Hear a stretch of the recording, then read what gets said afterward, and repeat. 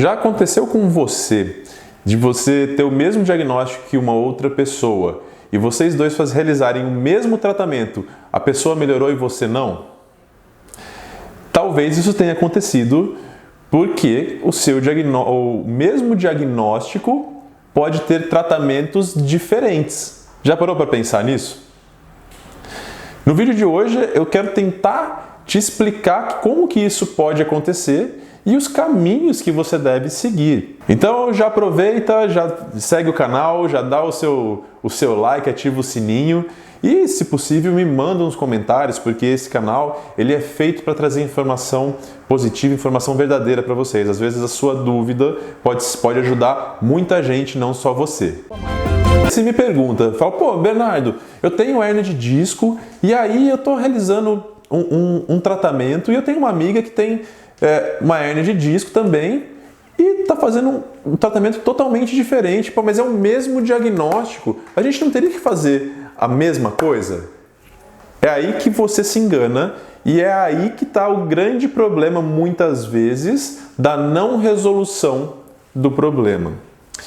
Para te trazer uma solução, a gente precisa diferenciar as coisas e entender principalmente sinais e sintomas. Se tem alguma coisa que o clínico tem que entender, são sinais e sintomas e como isso vai ser relacionado com o diagnóstico. Então vamos pegar esse exemplo aí da hérnia de disco. A gente sabe que tem várias causas e sintomas diferentes, inclusive pessoas que têm hérnia de disco e não têm sintomas e descobrem às vezes porque fizeram um exame de imagem por qualquer outro motivo. Então vamos lá. Se você já tem, por exemplo, um diagnóstico de hérnia de disco, geralmente é um diagnóstico clínico, né? O diagnóstico clínico ele é feito principalmente pelo médico, tá?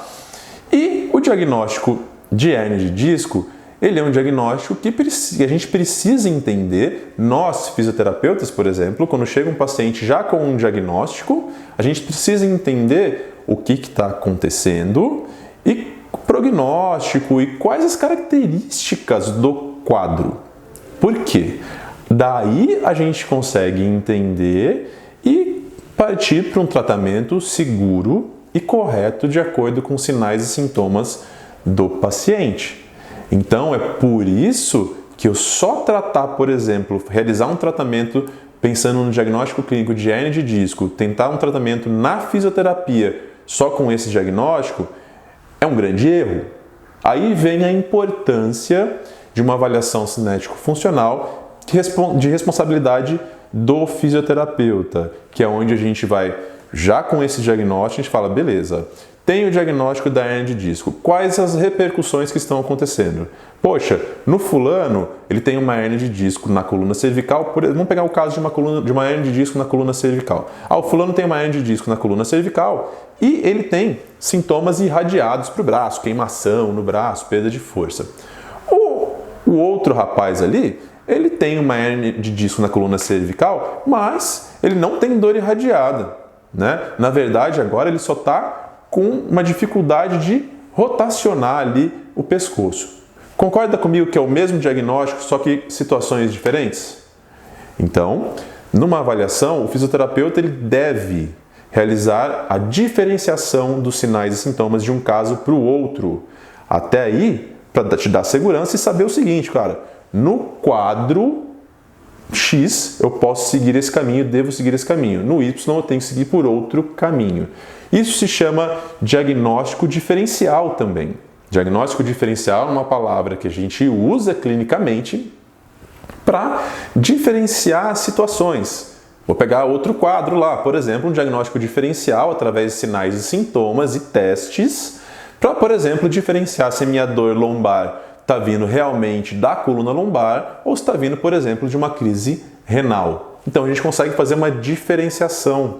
E aí sim, tendo isso em mãos e tendo isso como uma ferramenta super importante para entender o que está acontecendo, aí sim a gente parte para um caminho correto de tratamento.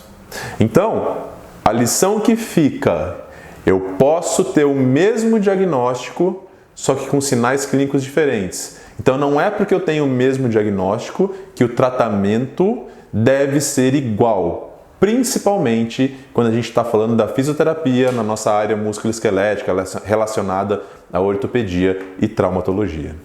Eu espero ter te ajudado a esclarecer essa dúvida, que na verdade é uma dúvida muito comum e muito recorrente, né? Então, com essas informações, você consegue, por exemplo, entender o porquê que um fisioterapeuta precisa te avaliar. E, aliás, se você procurar um serviço de fisioterapia para o seu tratamento e o fisioterapeuta não fizer uma avaliação ou não tiver um fisioterapeuta para realmente realizar a primeira consulta e uma avaliação, eu sugiro que você busque outro serviço para um serviço que realmente tenha essa preocupação.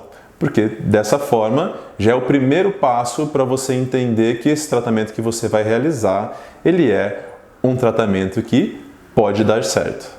Então, não deixe de conhecer as nossas redes, a gente tem um podcast também que está em todas as plataformas, que é o Fisio Resenha, um podcast de saúde, onde são 4 fisioterapeutas, a gente discute casos, chama alguns convidados, tem atletas olímpicos, técnicos de atletas olímpicos, todos e fisioterapeutas super importantes aí também, que participam dessa nossa resenha, é uma coisa bem agradável. A gente tem bastante informação também no Instagram, no TikTok, ou seja, o intuito é esse, gerar informação correta, conteúdo responsável para você cuidar da sua saúde. Não deixa de comentar aqui não, manda sua dúvida, me ajuda a esclarecer as dúvidas de outras pessoas também. Você pode ser esse vetor aí principal, tá joia? Até o próximo vídeo.